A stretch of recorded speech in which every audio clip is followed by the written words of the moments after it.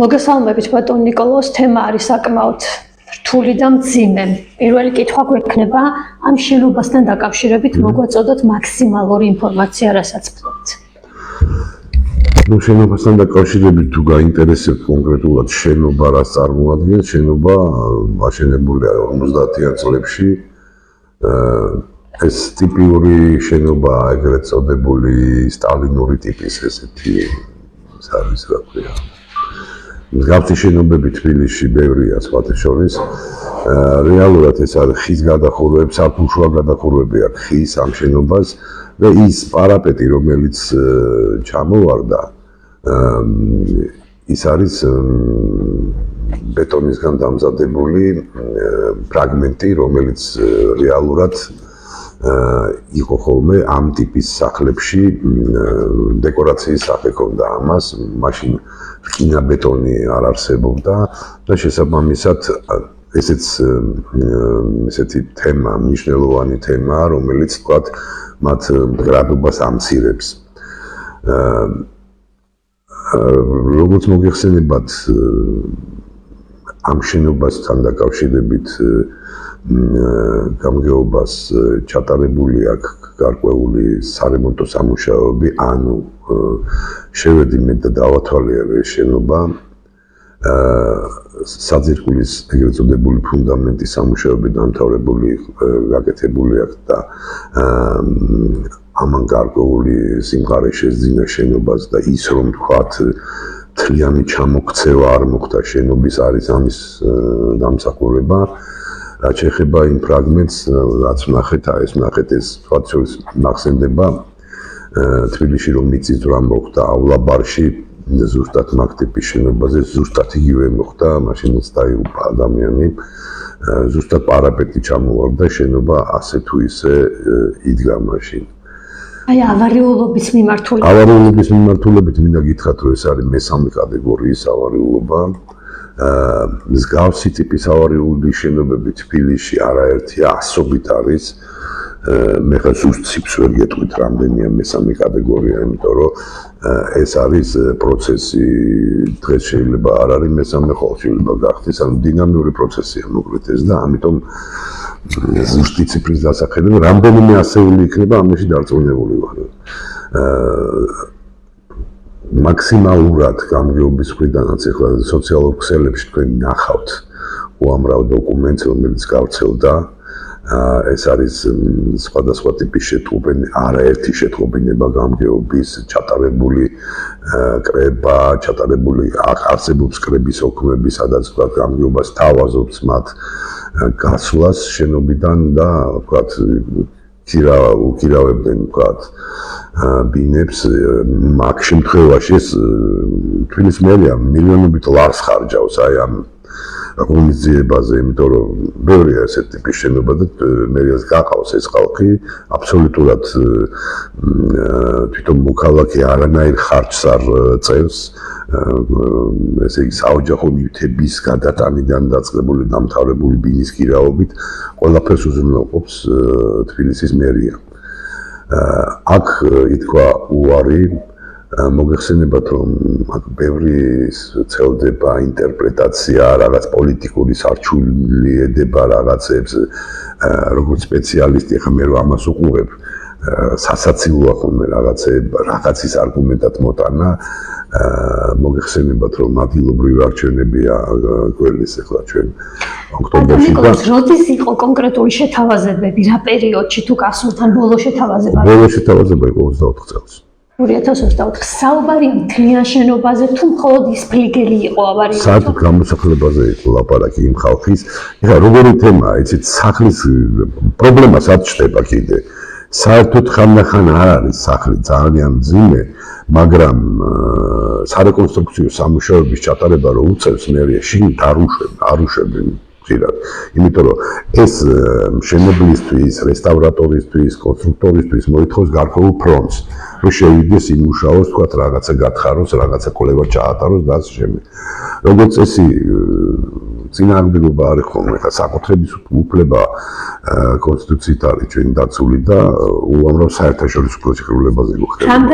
რამდენ ბინიანი იყო, რამდენი ცხოვრობდა თუ გახსოვთ ახლა ეს? მე ხა ზუსტად ვერ მიხსენებ ეს, იმიტომ რომ ხა მან როგორ არის იცით მარტო ის სადარბაზო ხო არ არის, გრძელდება ის შედის ის სახლი გრძელდება შედის სხვა ქუჩაზე კიდე და ზუსტი ციფრის დასახელება მე მითხრა. ანუ დასკვნების მიხედვით დადგენილი იყო, რომ ამ შენობაში რაღაც მოხდებოდა, ანუ არ იყო მდგრადი, ეს სწორად მინდა მესამე მაგის გულისხმობ რომ მესამე კატეგორია მიენიჭა ამას რა ქვია ლაბორატორიის მიერ და შესაბამისად ეს კატეგორია გულისხმობს თავის თავში რომ სახლი არის ავარიული ან მოითხოვს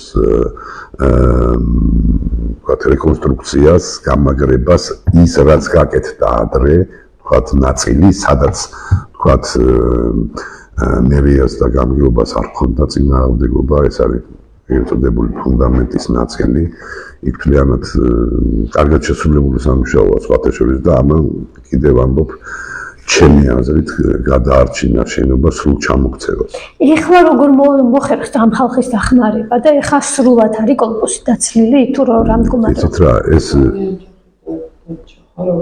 ესეთ პროცესი კანონის მიხედვით როგორ არის, ანუ 100%-იანი თანხმობა სჭირდება, ანუ თქვენ თქვით არაერთხელ რომ იყო შეთავაზებაო, ხო, როგორც ვიცით გუშინ მერმაც აღნიშნა დედაქალაქის მერმა, რომ 100%-იანი თანხმობა სჭირდება მოსახლეობის იმას, რომ იქნეს მიღებული ის გადაწყვეტილება, რომ მოხდეს გასახლება და ნუ რესტავრაციას აღარ ექვემდებარებაო, თქვენც კი თქვით, აი კანონ სამართლებრივი კუთხით. სამართლებრივი კუთხით არის ისე, როგორც თქვა მერმა, ანუ შეთანხმება უნდა მოხდეს მთლიანად მოსახლეობის. აქ არის სამი მხარე, როგორც წესი. შეიძლება სხვა ვარიანტიც იყოს, ვთქვათ,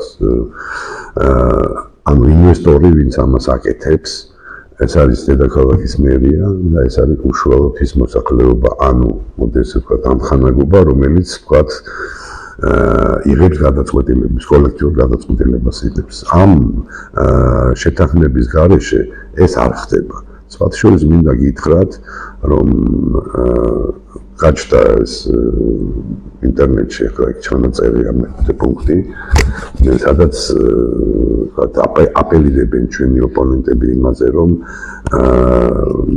საკრებულომ ცვლილება გააკეთა, ვთქვათ, წესში, რომ ვთქვათ, არ იქნეს გათვალისწინებული გარკვეულ შემთხვევებში, არ იქნეს გათვალისწინებული მოსახლეობის სრული უმრავლესობის აზრი. გამმარტავ ამას.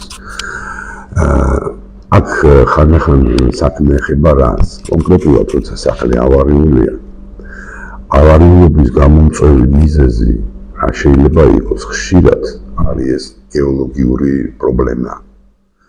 ანუ სახლი, რომელიც თქვათ ავარიული ხდება, მის ადგილას ტექნიკურად წარმოუდგენელია ახალი სახლის აშენება, გესმით, იმიტომ რომ გეოლოგიური პრობლემა შეექმნა იმას და იქ შესაბამისად იგივე ვთქვათ, სიმყარე ვთქვათ, მომავალი შესაძლო სახლის კონსტრუქციულად ვერ იქნას ტექნიკურად გამართული. ამიტომ ამ შემთხვევაში შესაძლებელია ვთქვათ, სხვა ადგილზე მოხდეს კონკრეტული სახლის აშენება, ისიც აქ საუბარია იქ თუ თქვენ დააკვირდებით რაზეა საუბარი. აქ არის მსჯელობის დაწყებაზე და შეთანხმებაზე. მაინც უნდა შეუთანხმო მოსახლეობას ეს, იმიტომ რომ მათთან შეთანხმების გარეშე ესეთი რამე არ კეთდება და კიდევ ერთ დავამატებ, რომ ერთ ფაქტს ვერ დაასახელებს ჩვენი ოპონენტი, როცა მსგავსი რამ მოხდა მოსახლეობის აზრის გაუთვალისწინებლად. ვერცერთ არ არსებობს ესეთი ფაქტი, იმიტომ რომ ათობით პროექტი მიმდინარეობს ახლა, რაღაც ნაწილი დასრულებულია, რაღაც იწყება, ეს არის მუდმივი პროცესი, რომელიც წლების განმავლობაში გაგრძელდება.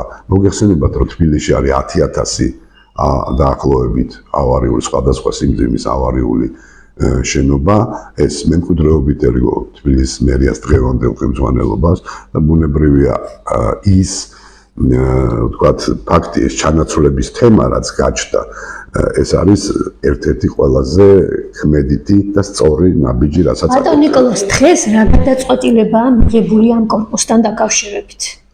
იცით რა, გადაწყვეტილებას რას გულისხმობს? ანუ გასახლებულია ეხლა, იქ მოხდება, ვთქვათ, ჩემი აზრით, ეხლა მე საკრებულოს წარმოვადგენ და ბუნებრივია, ხა მე ამაზე შემიძლია ვისაუბრო როგორც სპეციალისტმა ამ დარგის. მოხდება თუნდაც იმ პარამეტრის ჩამოღება, შესაძლებელია რომ მთლიანად მოხდეს შენობის დაშლა და შემდგომში უკვე რაც ეს ყველაფერი არის კვლევის და ვთქვათ პროექტირების და შესაბამისი სპეციალისტების განჯის საგანი. ამიტომ ერთმნიშვნელოვნად დღეს იმის თქმა რომ ვთქვათ აქ რაღაცა ესე იქნება არ მინდა უბრალოდ მე ჩემი აზრი გამაჩნია რა თქმა უნდა, მაგრამ თავს შევიკავებ ამაზრის გამოთქმას. თუმცა ანუ ერთ დავაზუსტებ მაინც ეს სამართლებრივ კუთხეს რაც ეხება, ანუ როდესაც ხდება ანუ აი შეთანხმება, შემდგომ უკვე იწერება კონკრეტული ვადა, ანუ ამ შემთხვევაში არ მოხდა 100%-იანი სამეზობლოს თქვენს აღნიშნეთ ამის შეთანხმება, მაგრამ აი რომ მოხდეს, ხო? ანუ მოხდარიყო, შემდგომ მედიის მხრიდან რაღაც კონკრეტული ლოგიკური ვადა იწერება, იმ ადგილზე თუ არა, სხვა ადგილზე მაინც შენდება ახალი კორპუსი და მანამდე ეს ადამიანები არა, ეს ხალხი მიდის ქირით გადის. დროებით ქირით. რასაკვირველია, დროებით ქირით გადის, ყველა ხარჯს იღებს თავის თავზე თბილისის მერია და შესაბამისად შესაძლოა ინვესტორიც ეს მოლაპარაკების საგანია. აშენების თანხებს, იმიტომ ანუ დანგრეული საკუთრებაში მყოფი დანგრეული სახის საფასურს, ანუ კორპუსის სახით შენდება უკვე ახალი კორპუსი თუ შეიძლება სხვადასხვა ადგილას გადანაწილდეს მოსახლეობა. როგორც წესი, იგივე ადგილას უნდა აშენდეს შესაბამისი ფართი, რა ფართიც ქონდა ვთქვათ მოქალაქეს გადაეცეს იგივე ფართი შესაბამისად. ნუ ეხლა შეიძლება 5-10 კვადრატ, 7 კვადრატული მეტი ქონდეს, იმიტომ რომ ახალ პროექტს რო ქმნის ზუსტად ესე ვერ დააჯერს ვერც პროექტანტი და ვერც მშენებელი შესაბამისად. და შედის აბსოლუტურად გარემონტებულ სახლში. შესაბამისი თანამედროვე მასალით ენერგოდამზოგი და ასე შემდეგ მასალით თქვენ იცით რომ აქ პერიოდის სახლებს უკვე ბოდიში მინდა მოვიხადოთ და ხშირად როცა ხის გადახურვებს ეხება განსაკუთრებულ სართულშუა გადახურვებს ხშირად ეს ჩამპალია ხოლმე რა. ამის გარდა არის პრობლემა რა რომ მოქალაქეებს მე რაც ამ საკითხებთან მაქვს საქმე სულ მუდამ აი ამას ვიძახი რომ შიგნით განსაკუთრებით ხის გადახურვა მოქალაქეები ასხავენ ხოლმე ბეტონის რაღაც გადახურვებს, შიგნით გესმის გადაკეთების მომენტები მიდის, ამას მერია ვერ გაიგებს. ვერ შეიძლება თურმე მარში ატყობინა ვთქვათ მერიაც რომ აი ესეთი სამუშაოს აკეთებს შიგნით მოქალაქე ვერ გაიგებს. ეს კიდე სიმძიმეს უჩენს ამ შენობას. არათანაბარი ჯდენა შეიძლება გამოიწვიოს ამ შენობის. თქვენ ხო არ გაქვთ ინფორმაცია რა და აი ეს ყველაფერი ეს ლოგიკურად რო აეხსნათ, რომ თუ გავიდოდნენ, რატომ ვერ შეთანხმდნენ, რომ მე აშენდებოდა იმ ადგილას თუ არა სხვა ადგილას, მაინც ახალი კორპუსი, კვადრატული მეტრობა ყველაფერი. თქვენ ხო არ გაქვთ ინფორმაცია, ხო არ მოგიკრავთ ხური ან ინფორმაცია. სწორად იყო თუ არა ნამუშევარი. სწორად იყო თუ არა ინფორმაცია ამ ხალხსა და რატომ რა საკურველია. ეს ხო მესამე ხარისხის ავარიო, ეს ყარა პირველი ან მეორე ხარისხის ავარიულობა. ანუ მინიჭებული ქონდა ამ კორპუსს მესამე ხარისხი. თქვენ შეგიძლიათ გაეცნოთ გამგეობაში ჩატარებულ კრების ოქმებს, სადაც ეს განმარტებული იქონდათ ამ ხალხს. ეხლა მაშინ კითხვა ჰაერში იმაშובה, ეკიდება ის კითხვა თუნდაც რომ აი ამ ამბის მიზეზს არ გადიოდნენ იქიდან ხალხი. ნუ ეხლა ეს მოგესმით, ძალიან რთულია ამაზე ლაპარაკი, ამ მიზეზებზე ძალიან რთულია, ხა მოქალაქე ხა წარმოიდგინე, რომ სახლში ცხოვრობ, ჩამოინგრა რაღაც ნაწილი, თქვა ის პარაპეტი. თავაზობენ დროებით გახვიდე და ამასობაში რაღაცა გაიუმჯობესო შენი პირობები და ამ დროს მაინც არ გამოდიხარ. ჩემთვის ეს გაუგებარია სულად და ამას ვერ ავხსნი. ბატონ ნიკოლოზ, კიდევ ერთი თემა, რომელიც საკმაოდ დიდი განხილვის თემა, ერთია მაცხოვრებლები და მეორეა გაჩაღებული გარევაჭრობა და ბაზრობები ამ კორპუსის ქვეშ ჩამოწყდარები იყვნენ, ყიდდნენ და ასე შემდეგ. ანუ ის ხალხიც კარგი იყო ერთი რომ საღამო იყო და იქ ადგილზე არ იყვნენ მოვაჭრეები. იმ ვის ევალება პასუხისმგებლობა რა მოვაჭრეების წკრივი არ ყოფილიყო, ვთქვათ. იცით რა, ყოველთვის მე რაც მახსოვს ყველა პერიოდში შესაბამისი სამსახურები მერის თუ გამგეობის ცდილობენ რომ ჩაატარონ ღონისძიება, სადაც ეს ხალხი იქნება გაყვანილი იქიდან. ეს პარალელური რეჟიმი სულ ყოველთვის მიმდინარეობს, მაგრამ წარმოიდგინეთ ადამიანს ხშირად რაღაცა ერთი რაღაც პატარა ჩანთით შეიძლება მივიდეს და ადგეს უცებ მე ადგეს გავიდეს როცა ისინი გამოჩნდება ამიტომ ეს პერმანენტული ის არის თან წარმოიდგინე ბაზარია მიჯნაზე და ბუნებრივია რომ ამ საკითხების დარეგულირება შესაძლებელია მაგრამ 100%-ით ამის მოხსნა წარმოუდგენელია იმიტომ რომ ბუნებრივია მუდმივ რეჟიმში ახლა ჯარი ხო არ ჩადგება ხო ამ პოლიცია ხო არ იდგება სულ ეს მას ხო არ გააკეთებენ ჯარს ხო ბატონო ხო არ ფლობთ ინფორმაციას როგორც გავრცელდა გარდაცვლილების სწორედ მოვაჭრეები იყვნენ და არა მაცხოვრებლები სუსტი ინფორმაცია არა მაქვს ესეთი გარკვეული ინფორმაცია მაგრამ გამოძიება მიმდინარეობს ამას ზუსტად იტყვის შინაგან საქმეთა სამინისტრო. Ყოველს ვიკითხავ რა. თქვენი ოპონენტები მათ შორის აი წაგანაც ნაციონალურ მოძრაობაში ვიყავით და გიორგი ბარამძემაც გააკეთა საკმაოდ ისეთი მწვავე შეფასება და თქვენი ოპონენტები საუბრობენ რომ გულგრილობას ჰქონდა ადგილი და სამოხელეო ესე ვთქვათ გადაცდომას მათი მხრიდან ასეც შეფასდა. რას უპასუხებ? მაგას ვიმეუბნებს. აი მათ შორის ნაციონალური მოძრაობის წარმომადგენლები ძალიან აქტიურად დღეს მაგალითად გიორგი ბარამიძემ ამით გახსნა სხვა თემაზე ვიყავით მისულები კითხვა პასუხის ფორმატში და ამ თემით დაიწყო საკმაოდ მწვავე იყო მისი განცხადებები ზუსტ ციტატას ვერ მოვიყვან მაგრამ საკმაოდ მწვავე და კრიტიკულად გიორგი ბარამიძე მე რამდენადაც მახსოვს დიდუბის რაიონის მაჟორიტარი იყო და ეს პრობლემა დიდი ხანია ამ სახლს და დიდუბის რაიონს ქონდა რაღაც არ მახსოვს რომ გიორგი ბარამიძეს ამაზე ეზრუნოს თავის დროზე მათ შორის სხვა ინფორმაციებიც არის დავით აბესაძე ვარცდები აბესაძე ამას სახელს ზუსტად ვერ ვცენებ ეს ნაციონალური მოძრაობის დროს იყო იურიდიული სამსახურის უფროსის შემდეგ ვიცე-მერიც ვარცდები ვიცე ხო მე ვთვლი რომ ის რასაც ამბობს საერთოდ მორალური უფლება არ აქვს აბესაძის რაღაცის თქმის იცით რატომ იმიტომ რომ როცა მოხდა ეს წყალდიდობის თემა მაშინ რა ქვია თბილისში გახსოვთ თქვენ ზოოპარკის ტერიტორიაზე და ეს ისე განახორციელეს ეს პროექტი ბჭყალებში სადაც გოფრირებული მილები იყო 1000 პრობლემა იყო იქ არასწორად გაკეთებული საკუთარი არქიტექტურის სამსახურს არ ჰქონდა ის სამუშაო დამტკიცებული ну წარმოიდგინე პროექტი არ ჰქონდა დამტკიცებული ისე აკეთეს ეს იმის გამო რომ ჩემი აზრით არასწორად არ მოეთხოვა პასუხი ბევრ მათგანს და ეჭვმა ბატონ აბესაძესაც თავის დროზე მაგის გამო დღეს ლაპარაკობენ იმას, რასაც ლაპარაკობენ. ანუ გულგრილობის აი გულგრილობა რას ნიშნავს? აი ვილაპარაკე არაერთხელ და კიდევ ერთხელ გამმართავ. არაერთხელ იქნა გაფრთხილებული ეს ხალხი, არაერთხელ გაკეთებულია ოქმები, არაერთხელ მოხდა შეთავაზება სხვადასხვა მიმართულებით და ამაზე უარი იყო. მოგეხსენებათ ისე მივდივართ საკუთრების უფლებასთან.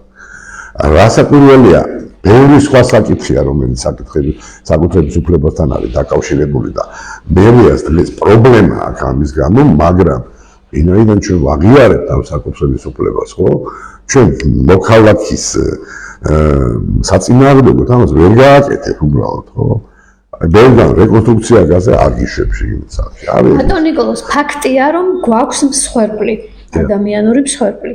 ვიღაცის პასუხისმგებლობის საკითხი უნდა გამოიკვეთოს, თქვენი შეფასება მაინტერესებს. მე ჩემი შეფასება აქ არ გამოგადგებათ, იმიტომ რომ შესაბამისი ორგანოები მიძიებენ ამას. მე ხა ვლაპარაკობ იმას, რაც ვნახე, რაც შევამოწმე, რაც დავინახე და ასე შემდეგ, ხო? აქედან სიღრმისეული გამოკვლევა ჭირდება ამ საკითხს და მიზეზების დადგენა. აქედან გამომდინარე, მე გამოიკვეთება ან არ გამოიკვეთება, ან რაღაც გადაწყვეტილება იქნება მიღებული. აქედან გამომდინარე. ამიტომ მე აპელაციოთ ვერ გავაკეთებ ვერანაირ განცხადებას და თავ შევიკავებ. თქვენ ასევე აღნიშნეთ, რომ ათასობით სახლია მსგავსი ავარიული თბილისში. აი ამ ფაქტის მერე მაინც რამე გამოსავალი, როგორ ფიქრობთ, უნდა მოიძებნოს მსგავს ობიექტებთან დაკავშირებით? ეხლა უყურეთ, ჩვენ რასთან გვაქვს საქმე. მერიას თავაზობს გამოსავალს შესაბამის სახლში მაცხოვრებელ მოქალაქეებს. თუ არ გაიზიარა ის აზრი, ხშირად არის რა მაგალითად, რომ სადღაც 200 წლის სახლი იგრევა, რაღაც ბინაში ცხოვრობს, თქვა, კონკრეტული მოქალაქე და აქვს, თქვა, 100 კვადრატული მეტრი პირობითად, როცა ესაუბრები იმას, რომ თქვა, აი, დაგაკმაყოფილებ და ასე შემდეგ, მოითხოვს 200 ან 3 ბინას და ასე შემდეგ. ეს, წარმოუდგენელია. ანუ მერის ამოცანა რა არის? მოხსნა საშიშროება კონკრეტული შენობის ჩამოღწევის.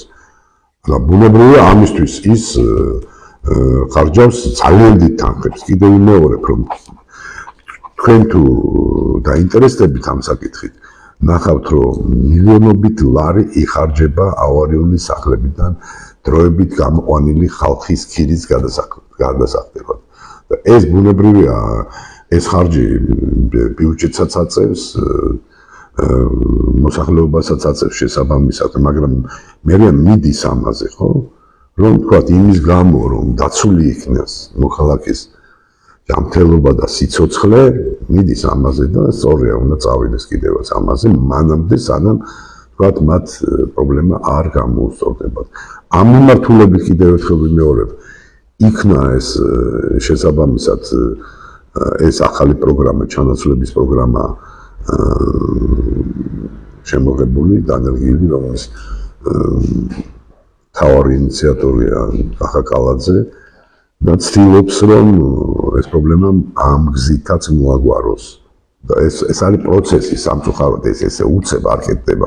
მოხედავთ, წლების განმავლობაში მიდის მოლაპარაკება გამგეობის თანამშრომლების მოსახლეობასთან, ზოგი თანხდება, მე არ თანხდება, მე იმას ის უნდა, ამას ეს უნდა გესმის და ეს ძალიან რთული პროცესია. ამიტომ მოქალაქეებს მიმართავ კიდევ ამ შემთხვევაში, რომ გეტყვიან, რომ შენი სახლი ავარიულია და შესაძლოა აქ მოხდეს ან ჩამოქცევა, ან სხვა ტიპის დაზიანება შენობის, უნდა დაუჯერონ მერის თანამშრომლებს და შესაბამისად მოიქცნენ.